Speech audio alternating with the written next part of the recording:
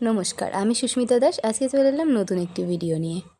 বাড়িতে সরস্বতী পুজো, কিন্তু যেই জায়গাটায় পুজো হবে সেই জায়গাটায় আমাদের কার্পেট পাতানো, যার জন্য আলপনা দেওয়া যাবে না, সেই পরিস্থিতিটাই নেই। কিন্তু আমাদের যে বাইরের চাতালটা, সেই চাতালটা অনেকটা বড়। তাই ভাবলাম এই জায়গা তো ফাঁকা আছে, এই জায়গাতেই আলপনা দিতে পারি।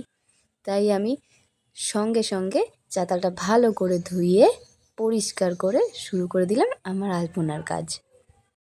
তারপর আমি জায়গাটার দুই পাশ থেকে চক দিয়ে ডবল করে দাগ দিয়ে নিয়েছিলাম এবং সেখানে রেড কালার করে নিয়েছিলাম, এবং মাঝ বরাবর দুটো অর্ধ গোলাকার এবং একটি গোলাকার বৃত্ত করে নিয়েছিলাম।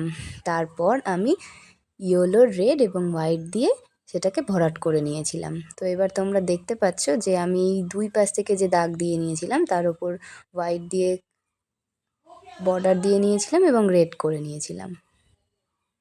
তারপর এই যে কলকা শুরু করে দিয়েছিলাম, দুই পাশে একই ডিজাইনের কলকা করেছিলাম এবং মাঝখানে তিনটে গোলে 3 রকমের ডিজাইন করেছিলাম। ডিজাইনটা তোমাদের কেমন লাগছে অবশ্যই আমাকে জানিও, এবং যারা যারা ইউটিউব থেকে ভিডিওটি দেখছো তারা অবশ্যই আমার চ্যানেলটি সুস্মিতা আর্ট ক্রিয়েশনকে সাবস্ক্রাইব করে দিও, এবং ফেসবুক থেকে যারা দেখছো তাদেরকে বলবো অবশ্যই কমেন্টে জানিও কেমন লেগেছে এবং লাইক করে দিও। আমি এই কাজটা শুরু করেছিলাম সরস্বতী পুজোর একদিন আগে, যার জন্য রাতের বেলাও আমাকে করতে হয়েছিল কাজটা, কারণ না হলে শেষ হতো না। তাই রাতেই আমি কমপ্লিট করেছিলাম। তো দেখতেই পাচ্ছ কেমন হয়েছে অবশ্যই জানিও।